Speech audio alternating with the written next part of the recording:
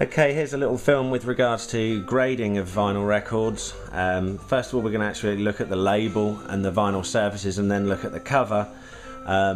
This particular copy, you can see that there's a lot of wear around the spindle hole. Some of the colour has sort of been worn away. The hole is looking rather worn, and you have a lot of what's called spindle trails, these sort of little silvery marks which are around the centre of the hole, and that denotes that the record's been put on and off the spindle a hell of a lot of times, and it's sometimes a bit sloppy, and it's a little indicator that the record's had a lot of play. It's one of the first things I look at on a record that's looking particularly clean, is to try and look at the spindle hole. Looking across now at the vinyl surfaces, it should be noted really that it's almost impossible to grade a dirty record. Things like groove wear, as an example, which looks like a sort of grey hue to the grooves, can also look like dust. So accurately grading a record which is dirty is nigh on impossible. This record is displaying lots of what's known as hairline scratches, or tiny little scuff marks. They're numerous and they're all over the surface of the record there. It's very difficult, I know, for you to see, but I'm trying to angle that a little bit so you can see what I'm talking about. They may cause a little bit of disruption to the sound, but generally speaking it will be like a background hiss rather than a click, or certainly a pop or a skip. There are, however, some sort of deeper marks on the record here, and if you can feel them with your fingertip, the general rule of thumb is that the stylus, the diamond stylus of your pickup, is going to get stuck in there, and it's going to make a loud pop or a tick or possibly jump or skip. Those are the kind of marks that really pull the grading down. Obviously any mark on the vinyl surface is going to denote its grade, but serious scratches really pull the value down and the sound quality. Okay, so that's an example of a record which is in what I would call good to fair condition, using the UK Record Collector's Guide grading system. It's probably lost 2/3 of its value, if not slightly more, due to condition. Okay, here's a much better condition record. You can see that there is no wear whatsoever around the spindle hole there. In actual fact, you get a little bit of vinyl still poking up from the spindle hole, which is from the day it was pressed. That little sort of flap of vinyl, if you like, I don't know if you can see that there, but that would normally be coming straight off the spindle hole after a few plays. So this is denoting very few plays.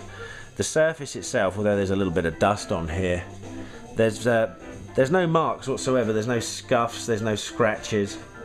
It's showing a really nice luster, a nice sheen, which is sort of a bit like an oil slick. You get a bit of a colour to it, some sort of pinks and greens. That is still a nice copy. The grooves look nice. It doesn't look like there's a lot of groove wear, which is often caused by heavy cartridges, as an example. Certainly with 60s and 50s records particularly, the cartridges would rake along those grooves and just wear them out, and there's no way to fix a scratch, I should say, as well. Once the wall of the groove is broached, it's pretty much bust forever. So that's just two differences. This is nice condition, the previous record was in poor condition. Record covers. First of all, you can look around the outside. UK pressings often are laminated. Make sure that there's no seam splits, as an example. Make sure that the text is nice on the spine there, if it has spine text, and just check all the seams through. Looking at the opening edge now, that's still sharp. It doesn't have what's called feathering. The lamination doesn't feature any wrinkles or bubbles, or it's not peeled in any places. There's no tears, there's no rips, there's no stickers. The back cover, the back slick of the record is still particularly white, so you can see there that, you know, this is very white. This is a first pressing stereo, and that's in nice condition. Certainly I can find no flaws with the cover there. This is a sticker that was issued by the company, so I wouldn't count that against its grade, and I'd give that a near mint grade. Here's the same album cover again. It's looking pretty good on the front there, but on the back here you can see it's a little bit more yellowing. You get what's called foxing creeping in certain areas. That's still very presentable, and a lot of people would be happy with that, but I wouldn't give that a near mint. That would be sort of an excellent grade, really. So there's some of the differences in reasonable condition covers. Here's a particularly poor condition cover. I don't know if you can see that, but we've got some big rips and tears going on here.